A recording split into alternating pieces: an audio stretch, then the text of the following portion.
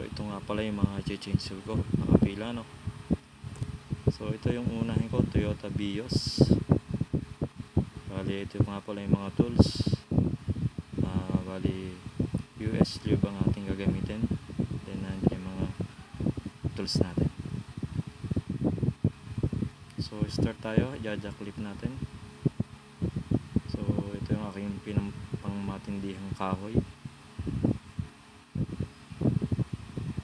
Tapos ito yung ating lagyan ng use oil. So open natin itong para makalabas agad yung mga langis. Then gagamitin natin ng 14mm wrench para ma-open natin yung drain plug.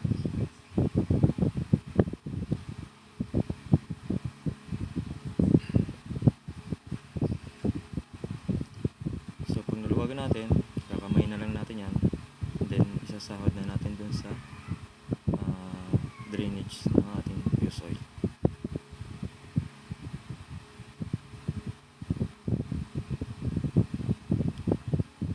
So sa pagtatanggal, mararamdaman nyo na pag matatanggal natin, automatic tatapon na yung oil. Kaya medyo tansyahan lang din.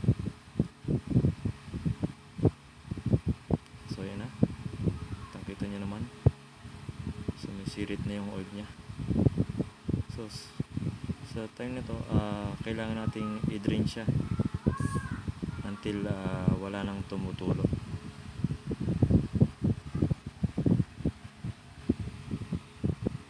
So yan, medyo may tumutulo pa rin. So hintayin natin ng konting oras. Kasi ito nga pala yung gagamitin ko sa filter wrench natin. So yan yan, bibili ko lang niya sa Shopee.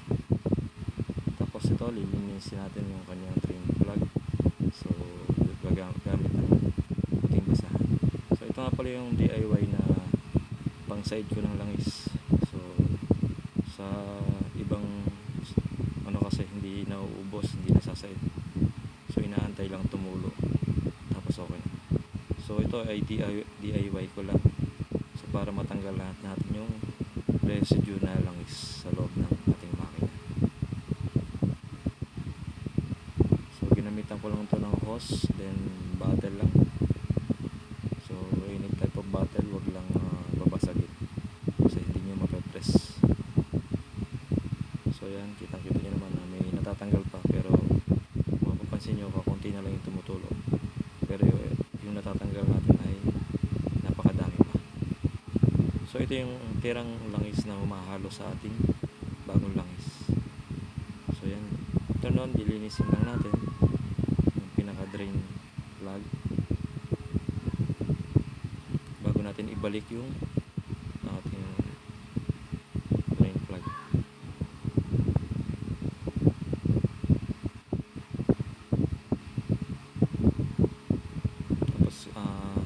Gagamitin din natin ng 14mm socket para maigpitan. So sa pag-iigpit, tansyahan lang, huwag sobrang higpit, baka ma-lost thread yung ating drain plug.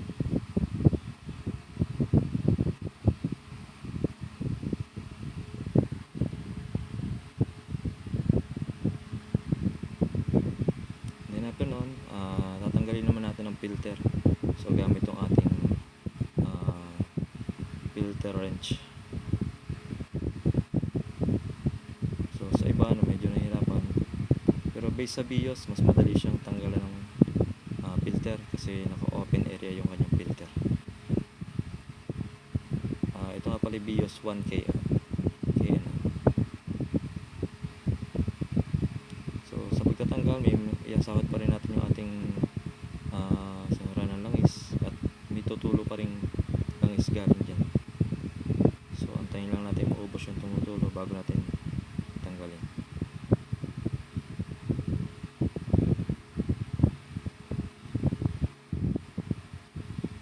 So ito yung stock na langis sa filter.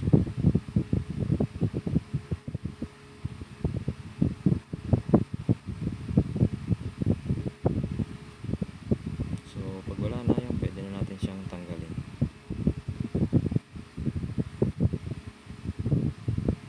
So ito nga po na gagamitin ko, yung filter C110. So same lang din naman siya ng part number.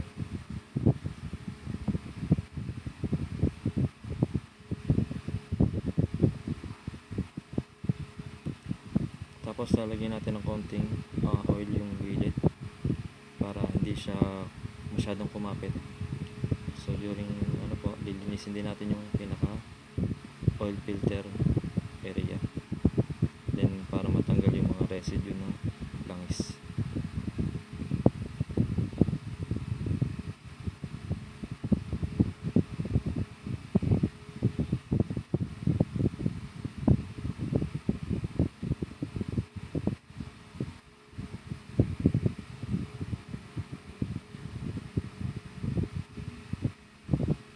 So yun, after natin malinis, ikakabit na natin yung ating oil filter.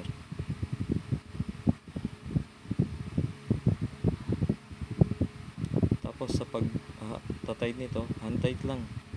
So gagamitin natin siya ng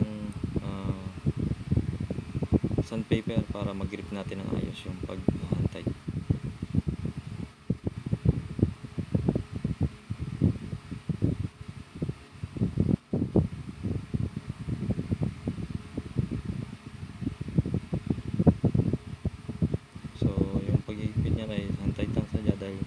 Kapag uminit yung makina ay kakapit pa yan. So next time na mag-change oil kayo, hindi kayo mahihirapan magtanggal. So ito na po, start na po natin. Ilagay ang ating US tube. So 4 na litro po ito, pero hindi po siya aabot ng 4 na litro. May matitira po pong konti dyan. So base po sa dipstick, doon po tayo mag-base.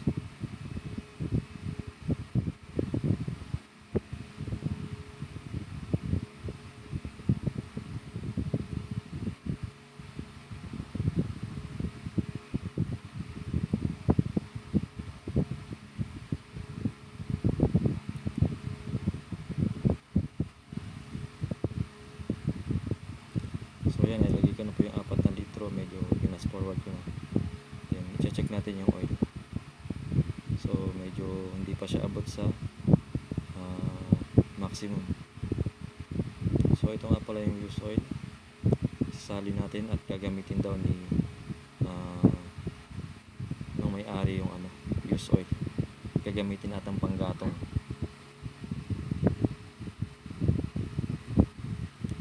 After noon, ibabalik na natin yung engine cover natin sa oil.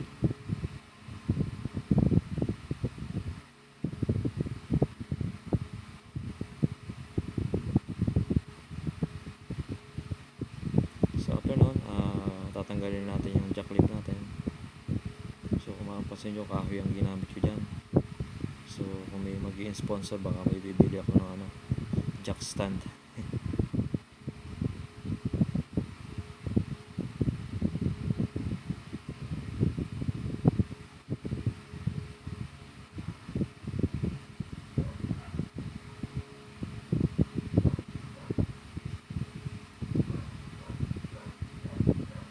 So after po nyan, itatry na natin.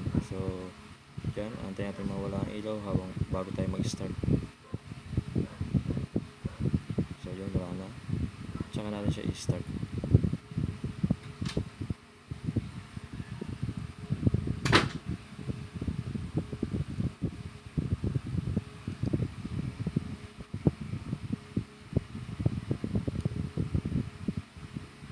So yan, medyo tumahimik naman yung makina niya. So medyo baligtad nga lang yung kuha ko.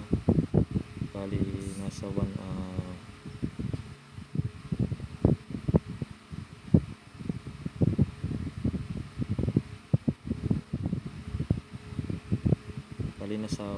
1000 RPM lang siya.